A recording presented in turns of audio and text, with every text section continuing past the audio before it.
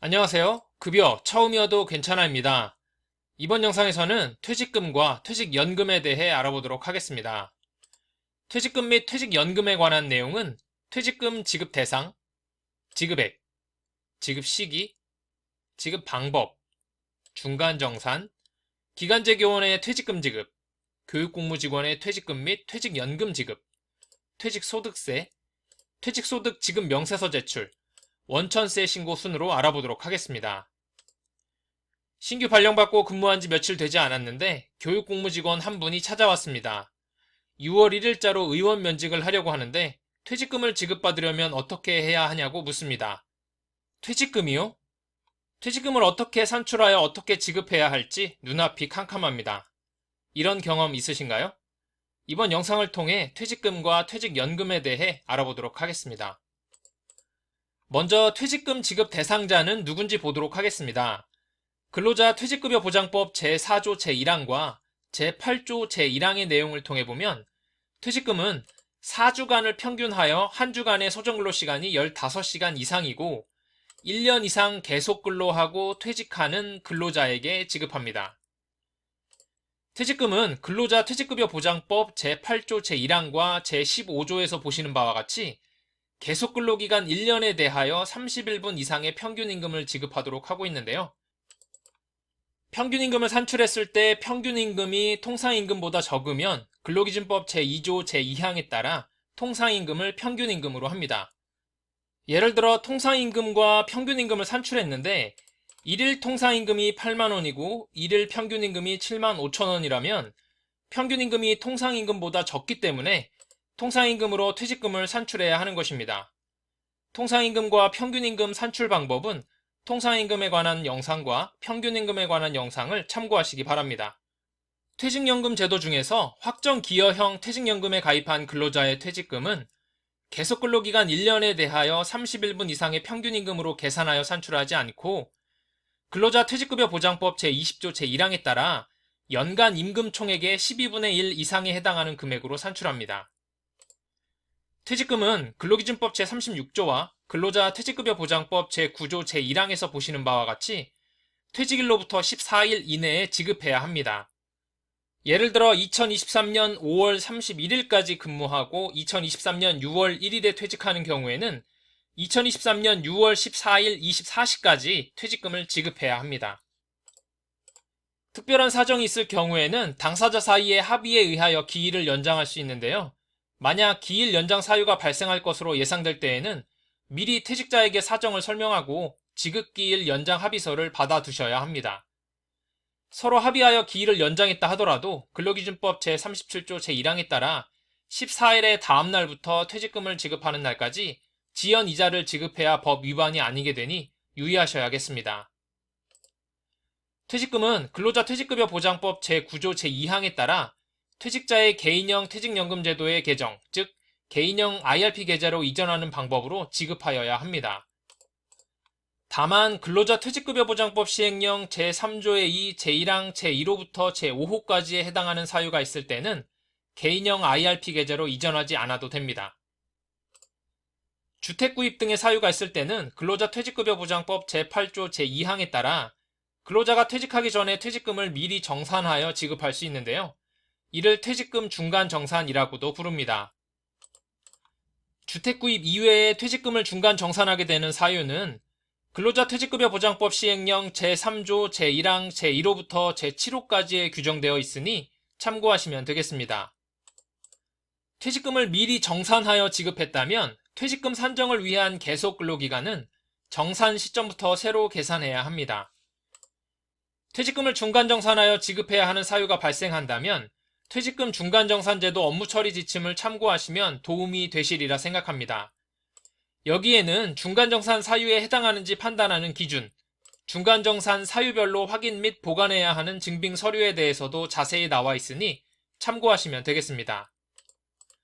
퇴직금을 중간정산하여 미리 지급했다면 근로자 퇴직급여 보장법 시행령 제3조 제2항에 따라 근로자가 퇴직한 후 5년이 되는 날까지 관련 증명 서류를 보존해야 하니 유념하셔야겠습니다. 다음으로 기간제 교원과 교육공무직원으로 나누어 퇴직금을 어떻게 지급해야 하는지에 대해 알아보도록 하겠습니다. 먼저 기간제 교원의 퇴직금 지급에 대해 알아보겠습니다. 기간제 교원의 퇴직금 지급에 대해서는 공립초중등학교 계약제 교원 운영 지침에 명시되어 있는데요. 이 운영 지침을 바탕으로 알아보도록 하겠습니다. 먼저 기간제 교원의 퇴직금은 계속근무 년수가 1년 이상인 경우에 지급합니다. 시간제 기간제 교원의 경우에는 주 소정근로시간이 15시간 이상으로 1년 이상 근무했을 때 퇴직금 지급 대상이 됩니다. 계속근무 년수는 동일 학교에서 근무했던 전 기간으로 산정합니다. 근무기간이 단절된 경우에는 그 단절된 기간을 제외하고 임용계약된 전체 기간을 합산한 기간으로 하되 그 기간이 1년 이상이어야 지급 대상이 되고 최근 3년 이내의 기간으로만 산정해야 합니다. 최근 3년 이내의 기간만을 합산하도록 했다고 해서 동일 학교에서 3년 이상 근로계약을 체결하고 근무한 기간제 교원에게 3년에 해당하는 퇴직금만 지급해서는 안 됩니다. 근무기간의 단절 없이 동일 학교에서 3년 이상 계속하여 근무한 경우에는 3년 이상의 기간을 포함하여 퇴직금을 지급해야 합니다. 퇴직금은 앞에서도 살펴봤듯이 30일분의 평균임금에 계속근로년수를 곱해서 산출합니다. 기간제 교원의 평균임금 산출 방법은 평균임금 관련 영상을 참고하시기 바라겠습니다. 그럼 사례를 보도록 하겠습니다. 2023년 3월 1일에 채용되었고 2024년 2월 29일까지 근무 후 재계약을 통해 2024년 8월 15일까지 근무한 다음 계약 만료로 퇴직하게 되는 A 기간제 교원에게 퇴직금을 어떻게 계산하여 지급해야 할까요? A 기간제 교원이 2023년 3월 1일부터 2024년 8월 15일까지 근무를 하게 된다면 1년하고도 168일의 기간 동안 근무하게 됩니다. 이때 1년을 초과하는 168일에 대해서도 계산을 해줘야 하는 걸까요? 고용노동부 예규를 보면 1년을 초과하는 일수에 대해서도 퇴직금 산정 기간에 포함하도록 하고 있습니다. 따라서 평균임금을 산출했을 때 1일 평균임금이 11만원이라면 11만원에 30일을 곱해주고 2023년 3월 1일부터 2024년 8월 15일까지의 연단위 기간을 곱해서 계산해주면 되겠습니다. 다음 사례를 보도록 하겠습니다. 2022년 3월 1일에 채용되어 2023년 2월 28일까지 1년간 근로계약을 체결하고 재계약을 하게 되는 경우 재계약 이전의 근로기간에 대한 근로관계가 끝날 때 퇴직금을 지급해야 할까요? 고용노동부 행정해석에 따르면 재계약을 통해 1년 단위로 근로관계를 체결하더라도 근로기간에 단절 없이 동일한 업무를 수행하는 것으로 계약이 갱신되는 것은 사실상 계속근로에 가깝다고 판단하면서 1년 단위 근로계약을 체결하면서 그 이전 근로기간에 대하여 퇴직금을 지급하는 것은 중간정산에 해당하는 것이고 이러한 경우에 중간정산은 유효한 중간정산에 해당하지 않는다고 보고 있습니다. 따라서 상황별로 다를 수는 있겠지만 계약기간에 단절 없이 동일한 조건으로 재계약을 통해 계약기간이 연장되는 것이라면 계약이 연장될 때마다 이전 근로기간에 대한 퇴직금을 지급해서는 안 되고 사실상의 근로관계가 종료되었을 때 퇴직금을 지급해야 하겠습니다. 다음 사례를 보겠습니다. 2020년 3월 1일부터 2024년 2월 29일까지 4년간 Y학교에서 계속하여 근로계약을 체결하고 근무한 후 Y학교에서 2024년 3월 1일부터 2025년 2월 28일까지 근로계약을 체결하고자 하는 경우에 C 기간제 교원에게 4년 근무에 대한 퇴직금을 지급해야 할까요? 교육공무원 임용령 제13조 제3항에서 기간제 교원의 임용 기간은 1년 이내로 하고 필요한 경우 3년의 범위에서 연장을 할 수 있다고 했습니다. 공립초중등학교 계약제 교원 운영지침에서도 4년의 임용기간을 마친 기간제 교원에게는 퇴직금을 지급하고 신규 채용 절차를 거쳐 임용할 수 있도록 하고 있습니다. 따라서 C 기간제 교원에게 2020년 3월 1일부터 2024년 2월 29일까지 동일한 학교에서 근무한 4년의 기간에 대한 퇴직금을 2024년 3월 14일 이내에 지급하여야 하겠습니다. 다음으로 기간제 교원에게 퇴직금을 지급하는 절차에 대해 알아보도록 하겠습니다. 먼저 퇴직금 지급 대상 기간제 교원이 있다면 대상자로부터 퇴직금 청구서와 개인형 IRP 가입 확인서, 그리고 필요시 금품 지급기일 연장 합의서를 제출받아야 합니다. 퇴직금 청구서 양식은 학교별로 가지고 있을 테니 그것을 활용하시고요. 개인형 IRP 계좌는 은행이나 증권사에서 개설하도록 미리 안내하고 가입 확인서를 제출받아야 합니다. 혹시나 퇴직금을 퇴직일로부터 14일 이내에 지급하지 못하게 될 경우에는 퇴직금을 지연하여 지급하게 되는 것에 양해를 구하고 금품 지급기일 연장 합의서를 제출받으셔야 합니다. 기간제 교원은 퇴직연금에 가입하여 퇴직금을 적립하지 않기 때문에 자료집계 시스템을 활용하여 지급 신청을 하게 되는데요. 퇴직금 산출 방법에 따라 퇴직금을 산출한 후 자료집계 시스템으로 지급 신청을 하면 각 지원청에서 학교 세입세출의 현금 계좌로 입금해 줄 겁니다. 학교 세입세출의 현금 계좌로 퇴직금이 입금되면 수납 처리하신 후 지급 대상 기간제 교원의 개인형 IRP 계좌로 지급하시면 되겠습니다. 뒤에서도 살펴보겠지만 개인형 IRP 계좌로 퇴직금을 지급하게 되면 퇴직소득세를 원천 징수하여 납부하지 않고 퇴직자가 퇴직연금을 수령하게 되는 날까지 퇴직소득세를 이연하게 되는데요. 퇴직소득세를 이연하게 되는 경우에는 퇴직자의 개인형 IRP 계좌를 운영하는 은행이나 증권사에 퇴직소득 지급 명세서를 보내줘야 합니다. 퇴직소득 지급 명세서 작성 요령은 뒤에서 살펴보도록 하겠습니다. 퇴직금을 퇴직자의 개인형 IRP 계좌로 지급하시기 전에는 퇴직자의 개인형 IRP 운영사인 은행이나 증권사에 미리 전화하셔서 지급 날짜 등에 대해 꼭 협의하시기 바랍니다. 퇴직금을 지급하고 난 후에는 퇴직금 지급일이 속한 다음 달에 원천세 신고할 때 퇴직소득을 지급했다고 신고를 해야 하는데요. 납부할 퇴직소득세가 없다고 하더라도 지급한 퇴직소득에 대해서는 신고해야 하니 유의하셔야겠습니다. 혹시 IRP 계좌로 이전하지 않고 퇴직자에게 바로 퇴직금을 지급했다면 퇴직소득세를 원천 징수하여 신고하고 납부해야 하니 뒤에서 살펴보게 될 퇴직소득 세액계산 프로그램을 활용하여 퇴직소득세를 계산해서 발생하는 퇴직소득세를 퇴직금 지급 시 원천 징수하시고 원천세 신고 시 퇴직소득세를 신고하여 납부하셔야 하겠습니다. 또 개인형 IRP 운영사에 보냈던 퇴직소득 지급 명세서를 잘 보관하고 있다가 다음 연도 3월 10일까지 국세청 홈택스 홈페이지에서 퇴직소득 지급 명세서를 작성하여 제출해야 합니다. 다음으로 교육공무직원의 퇴직금과 퇴직연금 지급에 대해 알아보겠습니다. 교육공무직원 취업규칙 제83조 제1항에서 퇴직금은 1년 이상 계속근무하고 퇴직하는 교육공무직원에게 계속근로기간 1년에 대하여 30일분의 평균임금을 퇴직금으로 지급하도록 하고 있고 제3항에서는 퇴직연금을 설정한 경우 그 규약에 따르도록 하고 있습니다. 2021 교육공무직원 운영지원계획에서 보면 교육공무직원의 퇴직연금은 최초 가입할 때 DB형 퇴직연금이나 DC형 퇴직연금 중 하나를 선택할 수 있으며 선택한 이후에는 변경할 수 없도록 하고 있습니다. 특수운영직군 근로자는 특수운영직군 취업규칙 제56조에 따라 DC형 퇴직연금만 가입하도록 하고 있습니다. 여기서 DB형은 뭐고 DC형은 뭘까요? DB형과 DC형은 퇴직연금의 종류인데요. 두 퇴직연금의 특징이 조금 다릅니다. DB형 퇴직연금과 DC형 퇴직연금의 특징을 비교해보면 DB형 퇴직연금은 운영 주체가 사용자이지만 DC형 퇴직연금은 운영 주체가 근로자입니다. 또 DB형 퇴직연금의 경우에는 퇴직금을 산정할 때 30일분의 평균임금에 계속근로연수를 곱해서 산정하지만 DC형 퇴직연금의 경우에는 연간 임금 총액의 12분의 1로 계산하여 산정합니다. 교육공무직원의 퇴직금 및 퇴직연금에 대해 조금 더 알아보도록 하겠습니다. 퇴직금과 DB형 퇴직연금은 세입세출의 현금으로 별도 관리하도록 하고 있습니다. 따라서 회기년도 말에 퇴직금을 세입세출의 현금 계좌나 DB형 퇴직연금 계좌로 적립하고 나서 에듀파인의 세입세출의 현금 관리 메뉴에서 적립한 퇴직금을 수납 처리하여야 합니다. 퇴직자가 발생하여 퇴직금을 지급한 경우에도 에듀파인의 세입세출의 현금 관리 메뉴에서 퇴직금 반환 처리를 하셔야 합니다.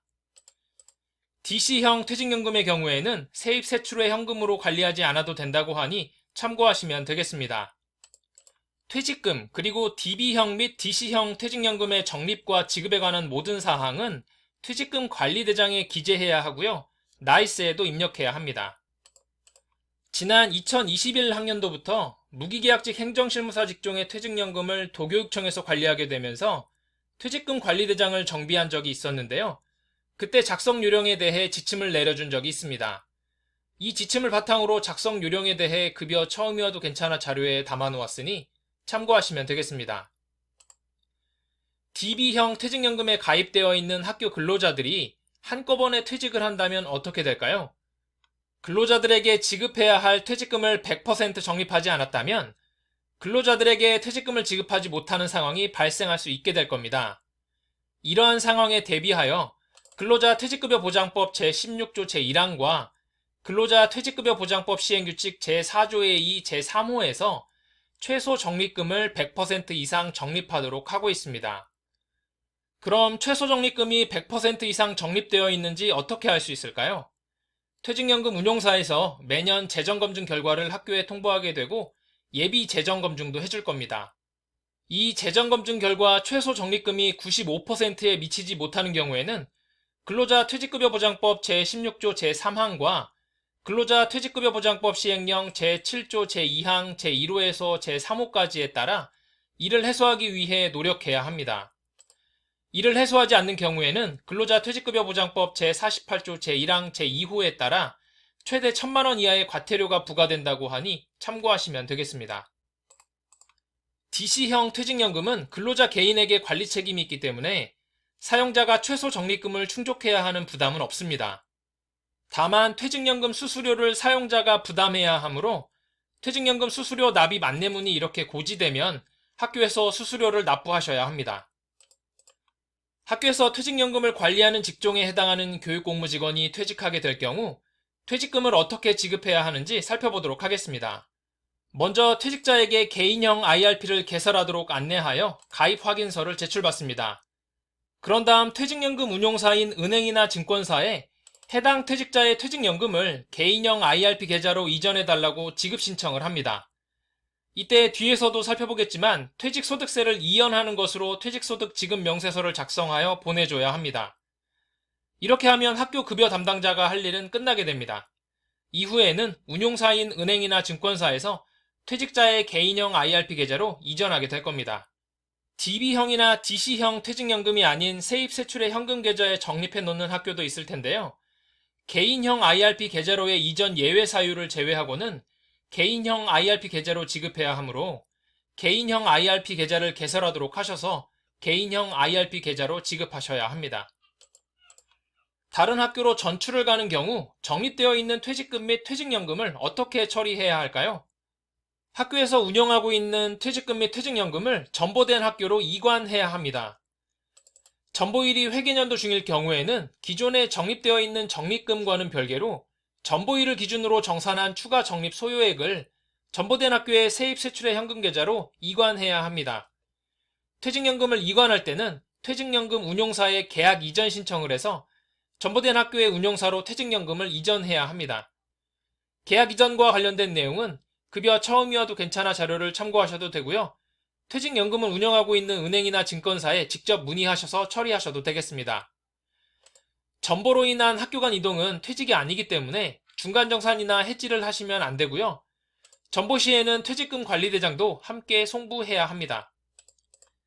무기계약직 행정실무사는 퇴직연금을 학교에서 관리하지 않고 도교육청에서 관리합니다.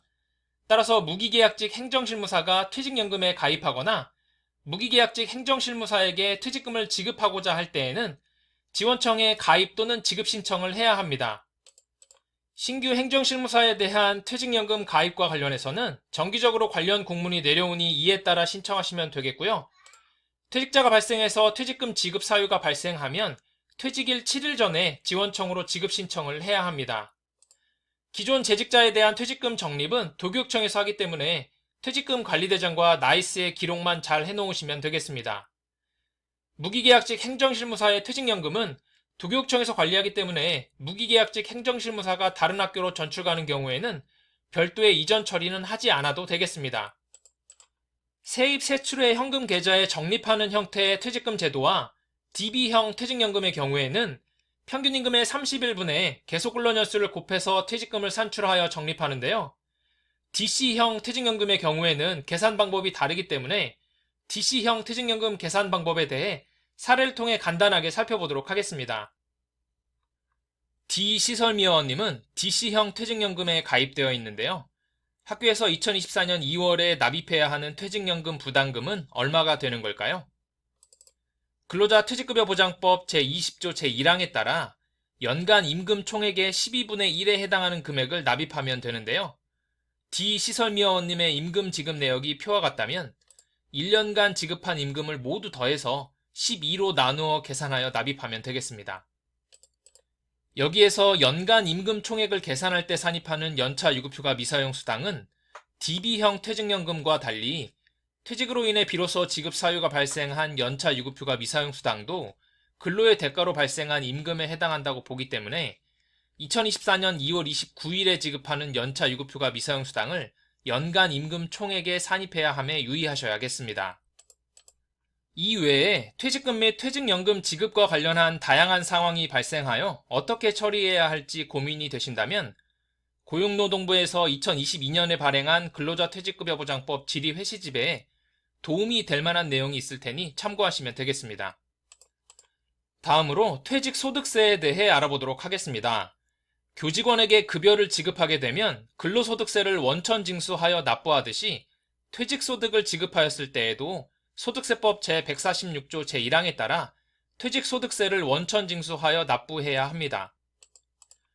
다만 소득세법 제146조 제2항 제1호에서 보시는 바와 같이 퇴직소득을 연금 계좌로 지급하는 경우에는 퇴직소득세를 원천 징수하지 않도록 하고 있습니다.